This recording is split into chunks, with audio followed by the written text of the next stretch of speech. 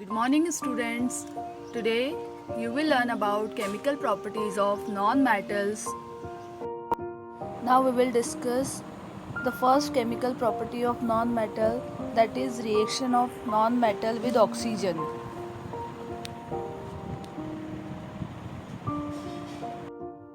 Reaction of non-metal with oxygen. When non-metal reacts with oxygen, it forms non-metallic oxide. These non-metallic oxide may be they are acidic in nature or basic in nature. Here one example, when sulfur reacts with oxygen, it forms sulfur dioxide. Student, when these sulfur dioxide reacts with water, it forms sulfurous acid, SO2 plus H2O, then H2SO3, that is sulfurous acid. When we use litmus paper, blue as well as red, when we use blue litmus paper, it gets converted into red. When we use red litmus paper, it does not shows any kind of change. It means the nature of sulfur dioxide is acidic. You can take one more example, like when carbon dioxide reacts with water, it forms carbonic acid, CO2 plus H2O, then the product will be H2CO3, that is carbonic acid. It also changes the color of blue litmus paper. It means non-metallic oxides are acidic in nature. Students, do you know why is phosphorus not kept in open? Phosphorus is a non-metal and it is very reactive non-metal. If it is kept in open air, it will react with oxygen and it will catch fire. So, it always kept in water. Reaction of non-metal with water. Students, non-metal does not react with water. Like when we add sulfur with water, it does not shows any kind of reaction. Reaction of non-metal with acid. Non-metal does not react with acid.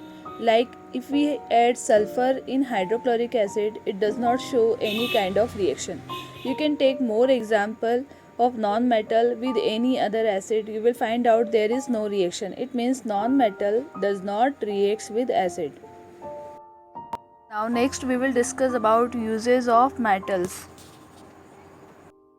Now first we will discuss about the uses of metals like gold and silver.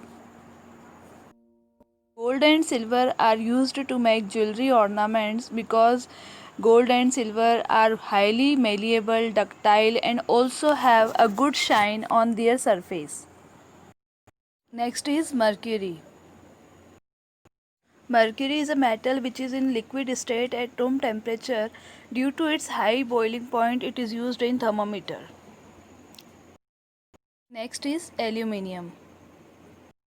Aluminium metal is used as a packaging purpose in the form of foil, as well as aluminium also used for making utensils. Next is copper. Copper is used to make electric wire. Copper is a good conductor of electricity, that's why it is used in electricity, as well as copper is also used for making utensils. Students, zinc coating is done to prevent iron article from rusting because zinc is more reactive than iron. That's why zinc prevent iron from further oxidation. That process is also called galvanization. Is zinc. Next is iron. Iron is used to make nails, screw, as well as iron is also used to make bridge constructions, railway tracks, etc. Use of metals in our body. Students, our blood also contain hemoglobin. Here, iron metal is present in hemoglobin. If there is a deficiency of iron, it may cause shortage of oxygen in body that causes tiredness and weakness.